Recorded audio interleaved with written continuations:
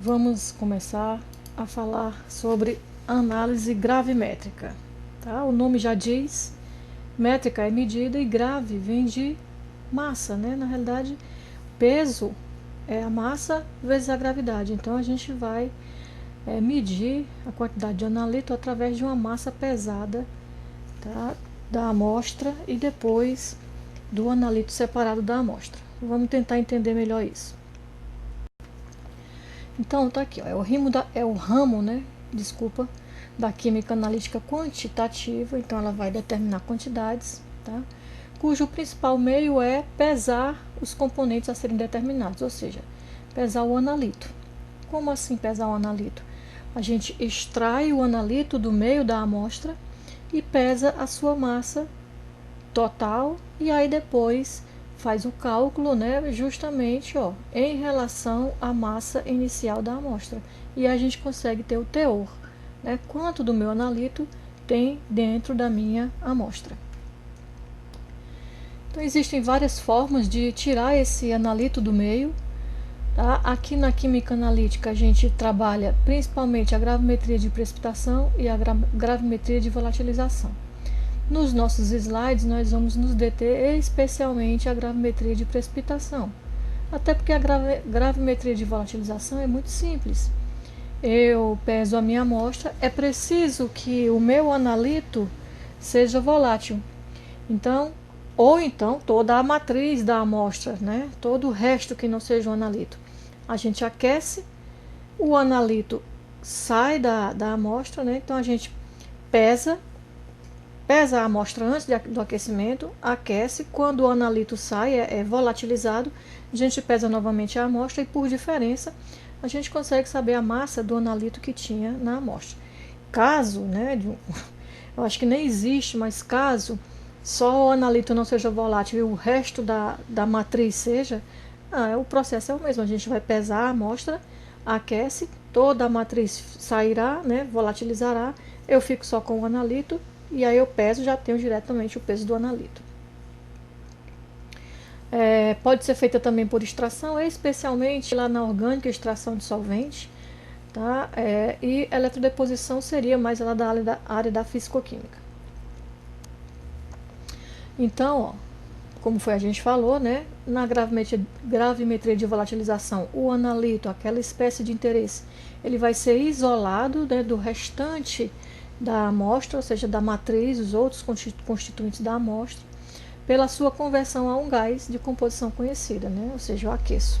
E aí o peso, né, desse gás serve como medida. Como é que eu vou pesar esse gás? Na realidade, eu não vou pesar diretamente o gás. A sua massa vai ser determinada indiretamente pela diferença entre as massas da amostra antes do aquecimento, quando o analito ainda estava lá, e após o aquecimento, depois que o analito saiu. Tá? Então, um exemplo mais simples é da determinação de água, né, que é chamada determinação de umidade. Então, a gente pesa a massa antes, aquece a 100 graus, a massa de água que tiver na amostra é volatilizada, e aí a gente pesa de novo a amostra e por diferença a gente consegue determinar a quantidade de água. Dióxido de carbono, do mesmo jeito, a gente pode, da mesma forma, né, aquecer a solução para que o dióxido de carbono saia. Né? Claro que há uma temperatura que só o dióxido de carbono seja volatilizado e não as outras espécies, e aí por diferença a gente determina. Do mesmo jeito, carbonatos, não só por aquecimento, como também por ataque ácido, a gente pode pesar o conjunto, a amostra, com uma quantidade X de ácido que vai atacar o carbonato. Aí faz com que esse ácido entre em contato com a amostra. O carbonato é volatilizado na forma de CO2, né? Ele é transformado em CO2, deixa o sistema. A gente pesa novamente o sistema e por diferença consegue descobrir a quantidade que tinha de carbonatos no meio. Mas a principal forma aqui que a química analítica utiliza a gravimetria é na gravimetria de precipitação. Tá? Então, como que é feito isso? A gente vai fazer uma reação de precipitação, governada lá pelo KPS, né? Onde a gente busca utilizar um reagente precipitante que se ligue ao analito, formando um composto pouco solúvel. Tá? Então, a gente vai, depois que que faz a reação de precipitação, retira o precipitado do meio, separa o precipitado do restante da solução, a amostra, e aí pesa, e a gente, por essa massa pesada do precipitado, a gente tem condição de determinar qual era a quantidade do analito dentro da nossa amostra. Tá? Então, dei aqui um exemplo bem simples, mais comum. Se eu quiser determinar a quantidade de cloreto numa determinada amostra, posso precipitar utilizando solução de prata. Retiro o HCl do meio e pesa. O inverso também é verdade. Se eu quiser determinar a concentração de prata em uma amostra, posso utilizar uma solução, um reagente precipitante que contém o íon cloreto, precipita como HCl, centrifuga ou filtra, retira e aí pesa e determina a massa do precipitado e, consequentemente, a quantidade de analito que tinha na minha amostra. Parece simples, mas não é tão simples.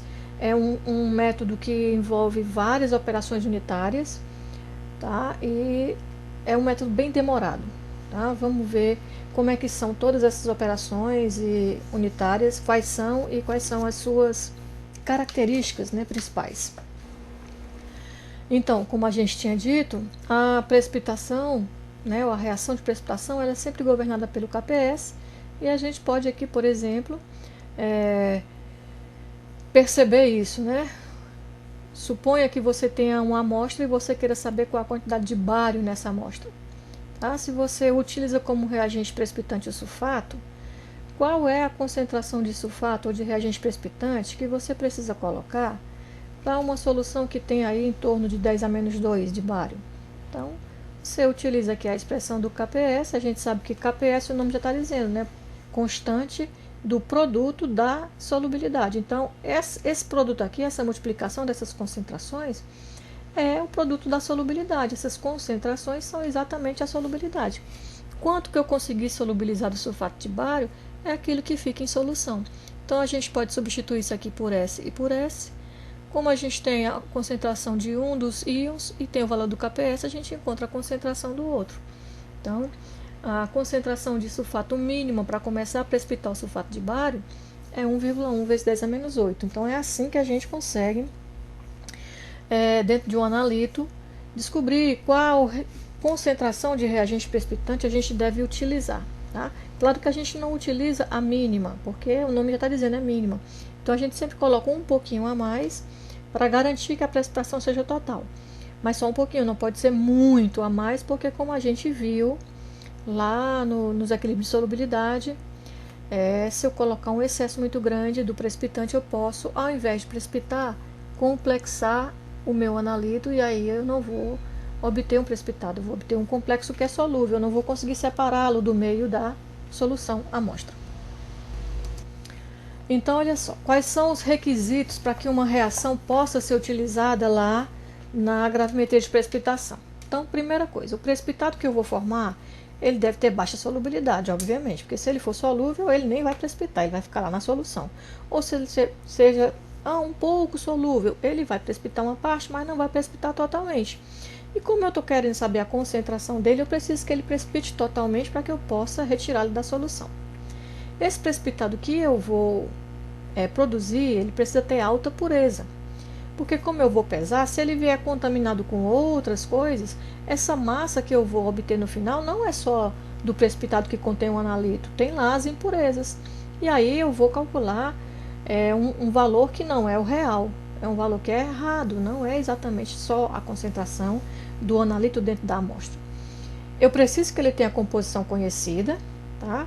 Justamente para que na hora que eu for fazer o cálculo estequiométrico, a conversão da forma em que eu precipitei, por exemplo, eu quero saber a quantidade de cloreto, precipitei como HCl, eu estou pesando o HCl, mas eu quero saber só o Cl, então eu tenho que fazer a conversão estequiométrica. Se eu não conheço a composição dele, como que eu vou fazer essa conversão estequiométrica?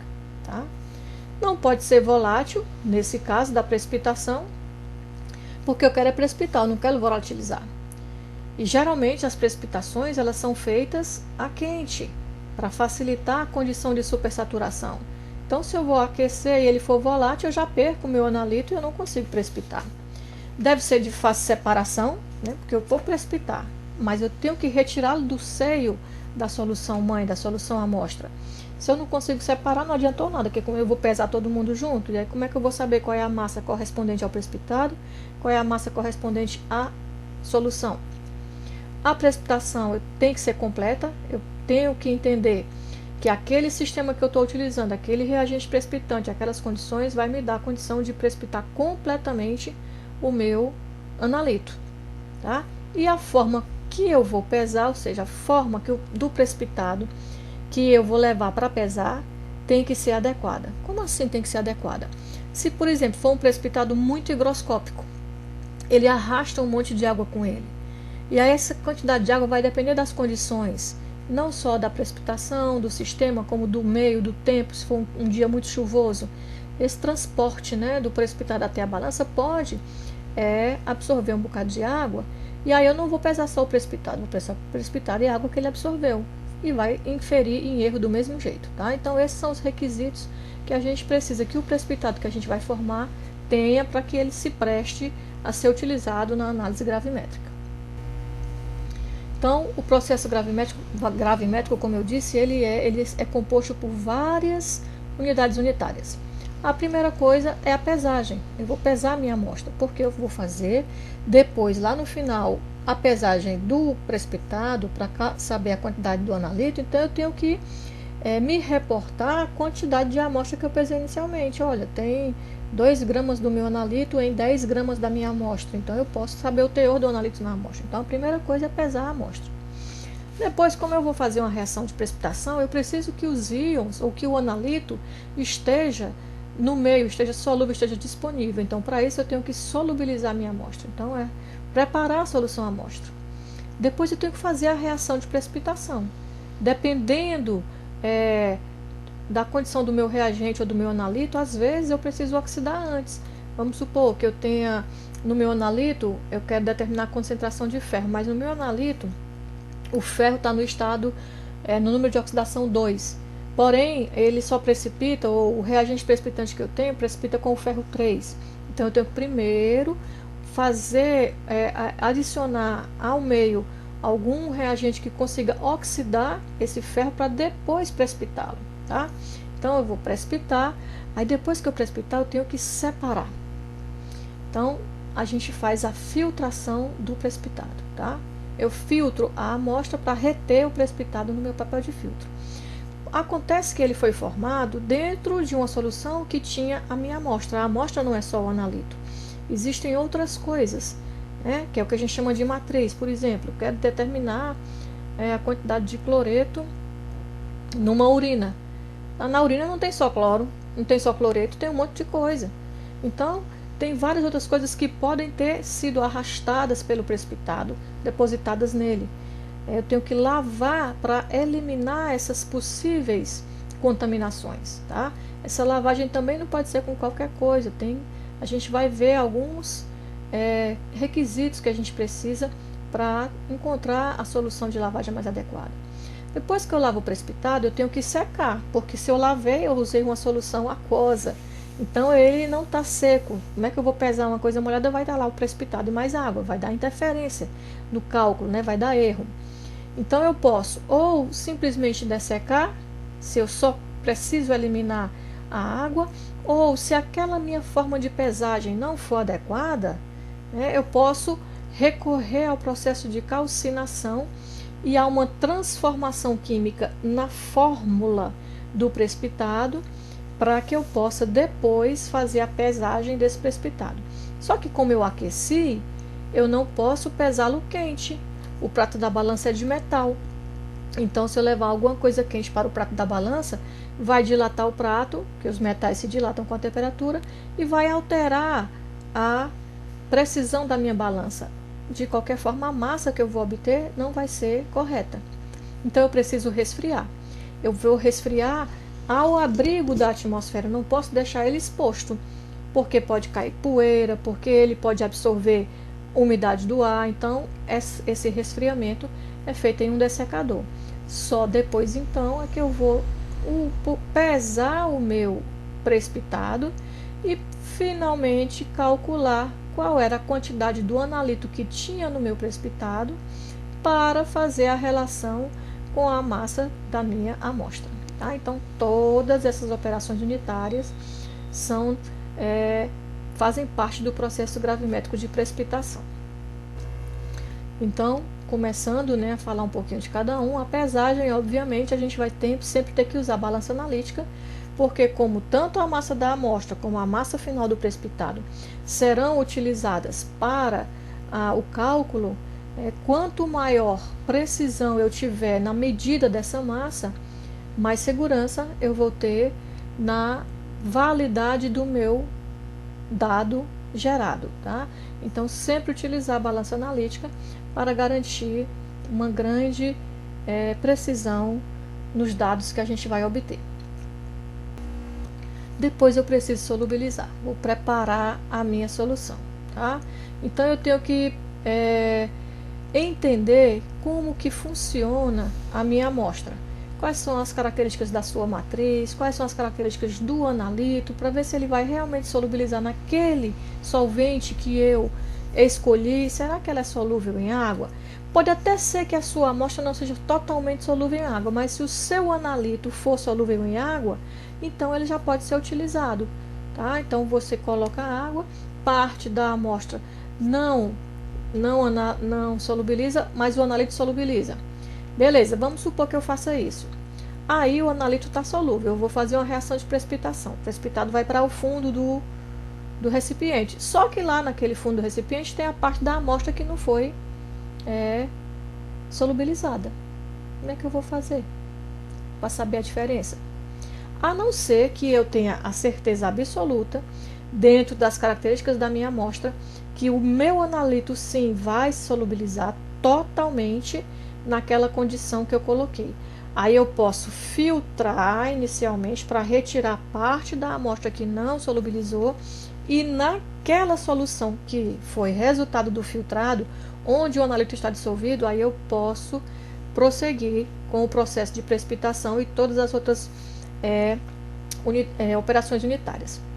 Além da solubilização, eu preciso verificar, né, o volume da solução, porque a gente geralmente prefere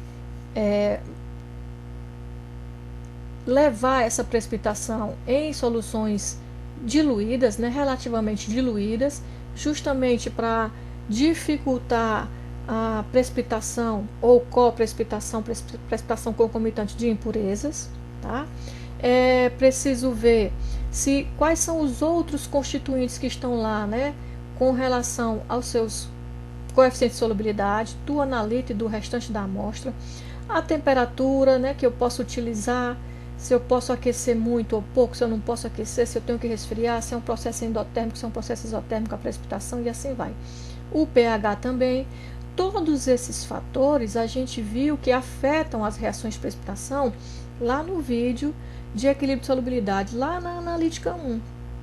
Revimos alguma coisa rapidamente lá na volumetria de precipitação, mas todos esses fatores afetam sim as reações de precipitação. Aqui tem um exemplo, ó.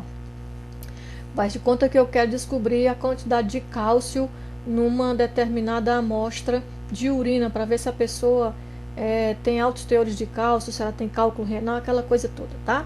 Então, olha só. Se eu for usar como reagente precipitante o oxalato ele é insolúvel de cálcio, ele é insolúvel em meio básico. Então, se eu for fazer a amostra, fazer a reação em pH ácido, o que é que vai acontecer? Ó, o oxalato de cálcio não vai se formar. Vai formar tá? Hidroxiquinolina, desculpa, tá? Que ela vai precipitar com outros compostos e não com o cálcio. Então, eu tenho que ficar atento ao pH. No caso do oxalato de cálcio, ele vai ser insolúvel em meio básico. Então, eu tenho que fazer o pH, a minha precipitação, em meio básico, tá? Às vezes eu preciso oxidar, né? Eu já expliquei, né? Dependendo do NOx do meu analito, né? E dependendo de qual NOx também vai reagir com o reagente precipitante, é que eu preciso observar isso, tá? Então, ó, os requisitos necessários. Já falamos, né? O precipitado que a gente vai formar, ele deve ter baixa solubilidade, justamente para se separar da água-mãe, né? Baixa solubilidade, tá? tanto no meio onde ele vai ser gerado, que a gente chama de água-mãe, que é a solução mãe, como no solvente de lavagem. Eu tive o maior trabalho para ajeitar todas as condições, estudei toda a amostra e tal, precipitei. Aí quando eu vou lavar, eu uso um solvente que solubiliza. Perdi o precipitado, tá?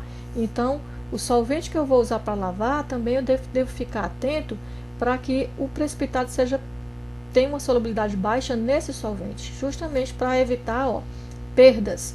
E eu posso ter a certeza que todo o analito está lá quantitativamente incorporado no precipitado final, quando eu for pesar, tá? É preciso que a interferência dos outros componentes da minha amostra e também do reagente precipitante interfiram minimamente. E de preferência que esses outros componentes sejam solúveis lá na solução mãe. Então, de modo que essa reação entre o reagente precipitante e o meu analito, ela deve ser o máximo seletiva possível. O precipitado que eu vou formar, tá? Ele é ideal que a sua área superficial seja pequena, porque nós já vimos também desde lá da analítica 1 que quanto maior for a área superficial de um precipitado, maior a possibilidade de ocorrer a dissorção de outras espécies que estejam lá no meio. Essas outras espécies vão ser impurezas, porque eu não quero elas, eu só quero o analito com o reagente precipitante, tá? Então, o ideal é que as condições que eu vou utilizar, o reagente precipitante que eu vou utilizar, seja tal que, quando reagir com o analito, forme um precipitado de área superficial pequena, tá?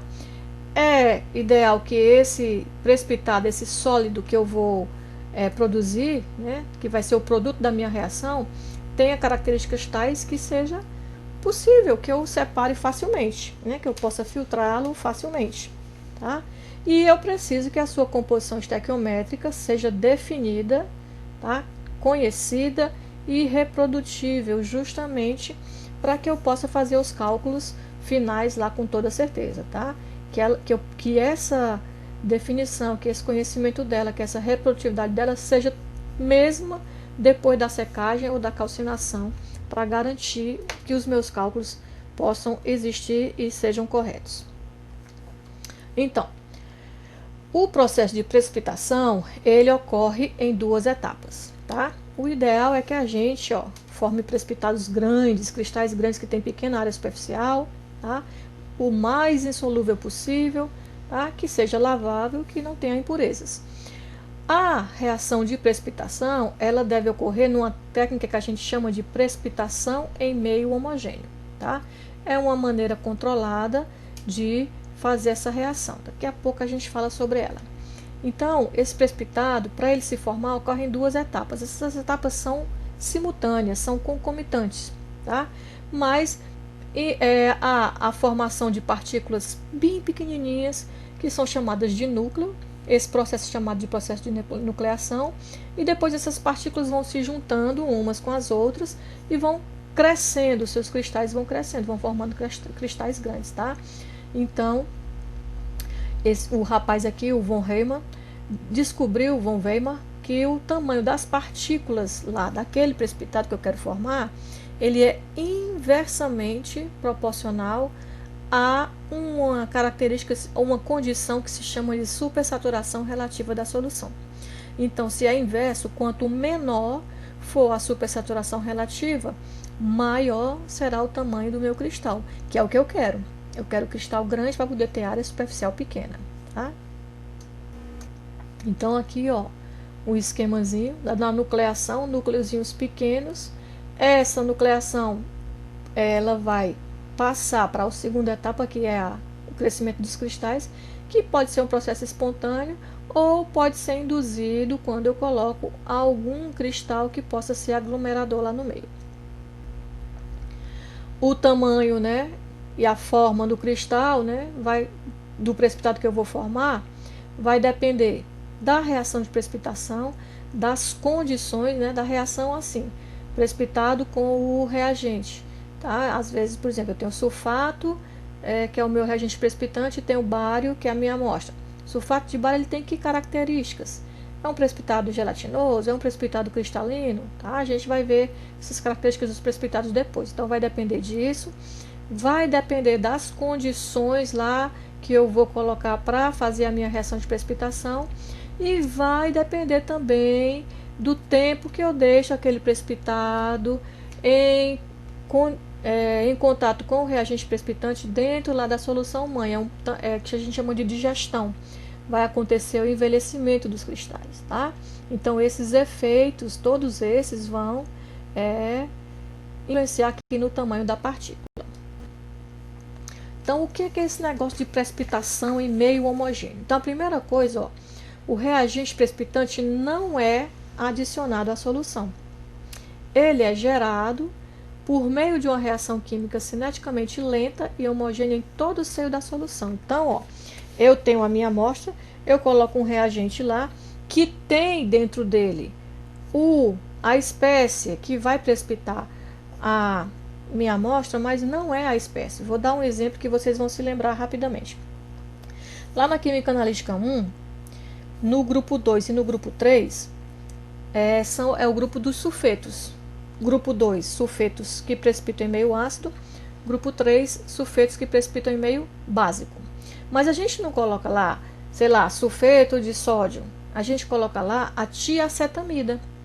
A tiacetamida, em solução aquosa, aquecida, ela vai hidrolisar e vai liberar o sulfeto. Então, o sulfeto ele foi gerado lá no meio da solução, quando já estava misturado com a amostra, tá? É isso que é a tal do precipitação em meio homogêneo, tá?